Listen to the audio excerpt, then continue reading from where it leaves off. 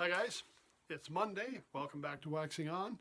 And today we're going to kind of revisit something we did back November, December. We had a lot of fun with my discount bin treasures.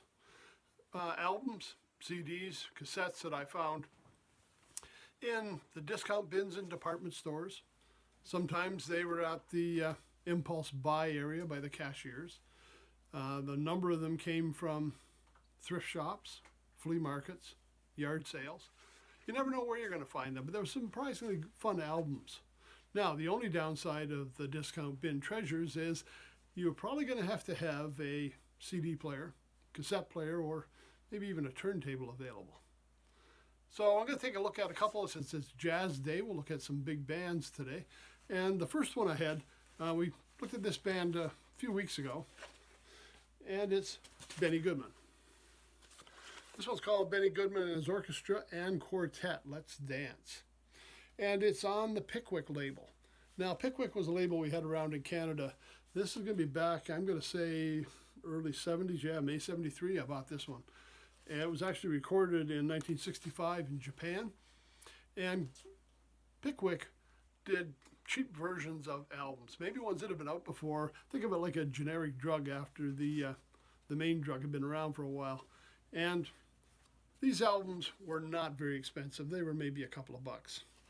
And one of the ways you can tell, and this is just an idea, because remember I've talked about reading the liner notes and how much fun I have reading the albums. I don't know if you can see on here, I've actually gone through and circled some of the spelling mistakes and things that they had wrong on the back of the album. So not a high production album from that standpoint, but the music was great. One side was Benny Goodman and his big band. The other side was Benny Goodman and his quartet. And they were doing songs, just to give you an idea, Let's Dance, Stompin' at the Savoy, Somebody Stole My Gal, You Brought a New Kind of Love to Me, and I Sent for You Yesterday, and Here You Come Today. That was the big band side. With this quartet, we've got Like Someone in Love, Close Your Eyes, You're Blasé, and Goodbye. Two sides of Benny Goodman. And again, for probably about $2 at the time. A great find. Another one that was kind of fun, and this was a band we talked about last week, Duke Ellington, Radio Days. Live recording. And what it says on here is a great big band original live radio performance. Recorded live at the Blue Note, Chicago, August 6, 1952. But when I look inside, I don't know if you can see this on the album here, and it may not show up very well. It says it's recorded at the Blue Note in New York City, the same date, August 6, 1952. And on the back of the album, August 6, Blue Note Tokyo. Or no, sorry, Blue Note Chicago. So whether it was Chicago, whether it was New York, I'm not really sure what we ended up with.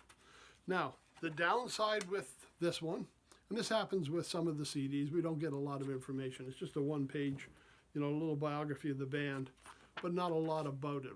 And that happens with the discount ones. This one, there was some information on the back, though, who they were featuring. We've got the song Eighth Veil featuring Cat Anderson. How High the Moon, In My Solitude, featuring Jimmy Grissom. A duet featuring Jimmy Hamilton and Wendell Marshall. A-Train, featuring Betty Roche. Caravan, featuring Juan Tito. I Let a Song Go to My Heart, featuring Ray Nance. Now, Ray Nance played trumpet or played cornet, I guess, and violin in the band. And Don't Get Around Much Anymore, featuring Harry Carton. So, 30 minutes of music, live performances. Now, you have to remember, it was live for radio. They haven't done a lot to enhance it. So you're getting a rawer feel to this than what you would with a studio album. Again, it's kind of a performance you might not get somewhere else. And this one, I'm thinking $1. It might have been $2 at the most for Radio Days. It was not a very expensive one. This one, department store find. In one of those bins that you see when they have just a ream of CDs together and you pick through and it's $2 a piece or whatever it happens to be. So nothing's categorized. It's a big pile of CDs to sort through and you might get lucky, which I felt I did on that one. But my favorite one I picked up This was back in the early 70s again. I'm going to say 1972 on here. I found it in Watertown in a department store. And by this time, 1972, I was playing trumpet in the school band. I was reading DownBeat. I was kind of familiar with a lot of the players. And all of a sudden, I came across this album. I don't know if you can see it that well. It's called Winners All, the DownBeat Jazz Poll. Oh, I'm just covering up some of the faces there so you can't see. Just to give you some idea who's on that album. And what it was the winners of the 28th annual DownBeat poll. And this was roughly about 1963. Now, of course, by this time I'm familiar with all these names. So this was like a who's who of jazz, all in one album, again for $1, maybe $2. Just happened to find it in a discount bin. And we've got Count Basie and his orchestra, Oscar Peterson. Remember I guess it was last year, I was talking about how so much music is tied into Toronto, Ontario.